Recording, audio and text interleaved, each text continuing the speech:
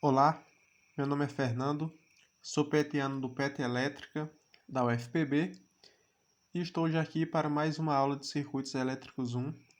Na aula de hoje, iremos resolver exercícios referentes à resposta a um degrau de um circuito RL.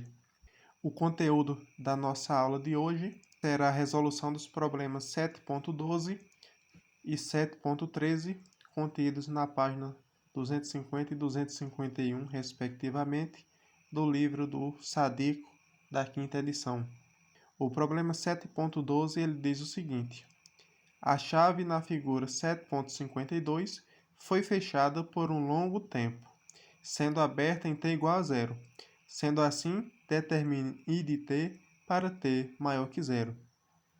Então, o enunciado forneceu um circuito e ele diz o seguinte, que em t igual a zero, a chave é aberta e pede aí para a gente calcular o I de t para t maior que zero. Então vamos lá. Aqui está novamente o circuito. Nesse caso, em um circuito RL resposta a um degrau, meu I de t é igual a I de infinito mais I de zero menos I de infinito exponenciado em menos t sobre tal, certo? Então, a primeira coisa que a gente vai fazer é analisar o circuito para t menor que zero. Para t menor que zero, a chave está fechada, certo? Porque ela só abre em t igual a zero. Então, se essa chave está fechada para t menor que zero, esse resistor aqui, de 5 ohm, ele acaba sendo curto-circuitado, certo? Ele desaparece. Foi justamente o que aconteceu aqui. Eu vou ficar só com o meu curto.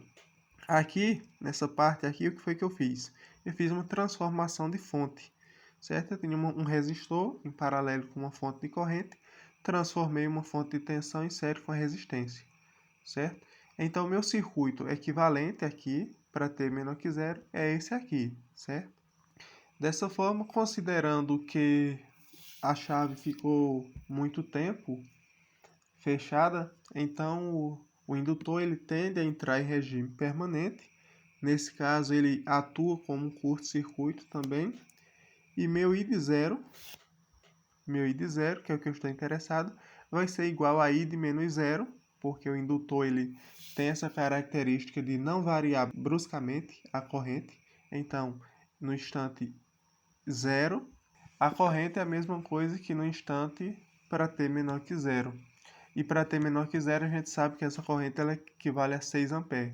Justamente, fazendo as contas aqui, 60, que é a fonte de tensão, dividindo pela resistência do circuito, que é 10 ohm. A corrente fornecida por essa fonte, ou seja, a corrente fornecida por esta fonte é a mesma corrente que passa no indutor, ela acaba sendo 6 A. Agora vamos analisar o circuito equivalente para t maior que zero. Para t maior que zero é justamente se a chave abre em t igual a zero, então para t maior que zero essa chave está aberta. Nesse caso, meu circuito equivalente é esse aqui, certo? A chave é aberta, então esse resistor de 5 ohm ele permanece no meu circuito. Tenho a minha fonte de tensão de 60, o meu resistor de 10 ohm, que foi a transformação que eu fiz aqui, e o meu indutor, certo? Então, o meu I de infinito, supondo que a chave fique aberta por bem muito tempo, o indutor novamente tende a entrar em regime permanente e vai funcionar como um curto. E nesse caso, a minha corrente de infinito será igual a 60 dividido pela minha resistência equivalente, que é de 15 ohm no caso, vai dar 4 A o resultado. Agora, o que a gente vai fazer? Para eu calcular a minha corrente I de t em qualquer instante, para t maior que zero, como o enunciado pediu, eu preciso calcular a minha constante de tempo. A minha constante de tempo ela é definida como sendo a razão entre a indutância e a resistência equivalente vista nos terminais daquele indutor, certo? Então, quando essa chave é aberta, quando t em t igual a zero, a chave é aberta, eu vou ficar com o meu resistor de 5 ohm aqui. Aqui eu tenho um resistor de 10 ohm e aqui eu teria a fonte de 60 volts. Só que nesse caso eu estou interessado justamente em calcular essa resistência equivalente, essa resistência de Thevenin vista pelos terminais do indutor. E a gente sabe que nesse caso as fontes independentes a gente pode eliminar. Foi justamente o que aconteceu com a minha fonte de 60, que estava aqui, eu curto-circuitei ela para poder calcular a minha resistência equivalente vista pelos terminais do indutor. Essa resistência equivalente ela vale 15 ohm, certo? É 5 em série com 10 dá 15. A minimidutância fornecida pelo próprio enunciado é de 1,5 R. Portanto, a minha constante de tempo é a razão entre L e R, que equivale a 0,1 segundo. Meu I de zero já foi calculado, vale 6 A. Meu I de infinito é igual a 4 A. Substituindo esses valores na minha expressão, eu chego ao seguinte valor, que I de t é igual a I de infinito é 4, mais I de zero menos I de infinito é 6, menos I de infinito que é 4, vai dar 2. Exponencial de menos t sobre tal, que vai dar menos 10t, ampere, para t maior que zero. Ou seja, a gente achou a nossa resposta. Agora o problema 7.13, ele diz o seguinte: a chave S1 da figura 7.54 é fechada em t igual a zero e a chave S2 é fechada em t igual a 2 segundos. Sendo assim, calcule I de t para qualquer t e determine I de 1 e I de 3, ou seja, determine I no instante 1 segundo e no instante 3 segundos também. Então vamos lá. Nessa questão, o que é que a gente vai fazer?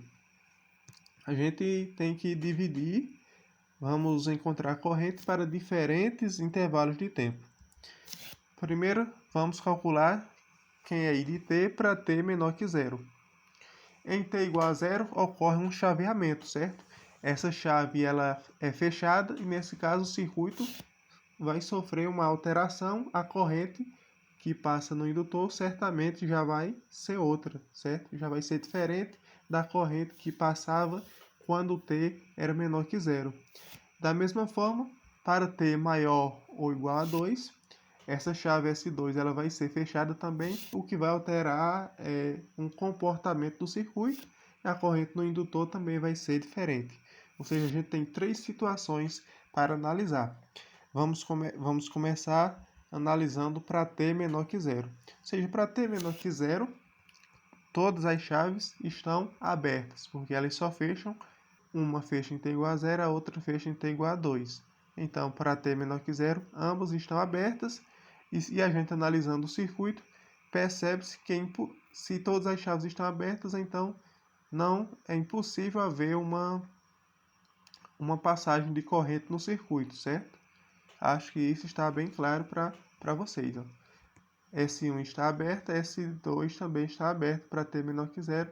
Dessa forma, não existe passagem de corrente no indutor, e eu posso dizer que meu I de t equivale a 0 A para t menor que zero. Vamos analisar agora o segundo intervalo. Nesse caso, meu t é maior que zero, maior ou igual a zero e menor que 2, certo? Nessa situação aqui, nesse tempo aqui, a minha chave 1 ela tem se fechado, ela fecha. Nesse caso, meu circuito equivalente vai ser este aqui, certo? Aqui, novamente, eu fiz uma transformação de fontes. 6 A em paralelo com 15 ohm é a mesma coisa que 90 volts em série com 15, certo? Essa fonte aqui com esse resistor, nada mais, nada menos do que o resultado dessa transformação aqui, que estará em série com o meu resistor de 10 ohm. Essa chave aqui continua aberta, essa chave S2, e esse circuito aqui, a fonte de tensão, junto com o resistor de 15, com o resistor de 10, estará em série também com o resistor de 20, uma vez que aqui está aberto, não há circulação de corrente, e aqui é meu indutor. Sendo assim, meu I de zero, nesse caso, equivale a I de menos zero, porque o indutor ele não varia bruscamente a corrente. Meu I de menos zero a gente já calculou, e vale 0 A. E meu I de infinito considerando que o circuito fique bastante tempo nessa posição, com esse comportamento, com esse chaveamento no caso. Meu indutor ele entra em regime permanente e, portanto, a minha corrente, a corrente que circulará nele, vai ser a tensão de 90 dividido pela resistência equivalente, que equivale a 45 ohm. Então, 90 dividido por 45 equivale a 2 A. Minha constante de tempo nesse caso vai ser L dividido por R. Meu L é 5R. E meu R equivalente visto nos terminais desse indutor equivale a 45 ohm. Essa fonte aqui ela será curto-circuitada, certo? No cálculo do R de Thevenin é uma fonte independente, portanto, eu posso curto-circuitar ela. E a resistência equivalente vista pelos terminais do indutor será de 45 ohm. Portanto, minha constante de tempo ela equivale a 0,11 segundos aproximadamente. Meu I de t será I de infinito mais I de zero menos I de infinito exponencial de menos t sobre tal. Então, meu I de infinito ele equivale a 2, I de zero equivale a 0, menos I de infinito vai dar menos 2 exponencial de menos 9t ampere. Isso para t maior que 0 e menor que 2. Vamos analisar agora o circuito para t maior ou igual a 2. Nesse caso, a chave S2 também fecha, certo?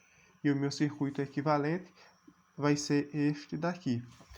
Quando essa chave S2 fecha, é interessante observar o seguinte, que esse resistor de 20 ohm ele será curto-circuitado, certo? Se vocês observarem aqui, a corrente que vier por aqui, ela vai optar por este caminho aqui, pelo caminho da chave, por apresentar menor impedância e, consequentemente, vai ser mais fácil a corrente passar por lá. Então, o resistor de 20 ohm ele é curto-circuitado. Portanto, meu circuito equivalente para essa situação vai ser a fonte 90 em série com o resistor de 15, em série com o resistor de 10, e esse resistor de 20 aqui ele foi curto-circuitado. Então, meu I de 2, minha corrente no instante 2 segundos, é a mesma coisa que minha corrente no instante menos 2 segundos, que a gente viu que valia 2 A. Meu I de infinito, então vamos supor que o indutor atinja o seu regime permanente, e a corrente que circulará nele vai ser a fonte de tensão dividido pela resistência equivalente de 25 ohm, equivale a 3,6 A. Minha constante de tempo vai ser L dividido por R. L equivale a 5. A minha resistência equivalente vista pelos terminais do indutor equivale a 25 ohm, que é esses dois resistores em séries. Essa fonte de tensão será curto-circuitada no cálculo da REC, certo? E, portanto, minha constante de tempo ela equivale a 0,2 segundos. Agora é só uma questão de substituição de fórmula. Meu I de t vai ser I de infinito mais I de 2, certo? I de 2 porque é justamente o instante que ocorre o chaveamento. I de 2 menos I de infinito exponencial de menos t menos 2. Aparece aqui o menos 2 justamente porque o chaveamento agora não é no instante 0 e sim no instante 2. Por isso, t menos 2 aqui, dividido pela constante de tempo. Substituindo os valores, I de t é igual a I de infinito, é 3,6, mais I de 2 equivale a 2, menos I de infinito, que é 3,6, exponencial de menos t menos 2 sobre 0,2, que é a minha constante de tempo. E o I de t vai ficar 3,6 menos 1,6 exponencial de menos 5t menos 2 ampere, certo? Portanto, eu já achei as minhas correntes para as diferentes situações de tempo. Para t menor que 0, a corrente vale 0 ampere.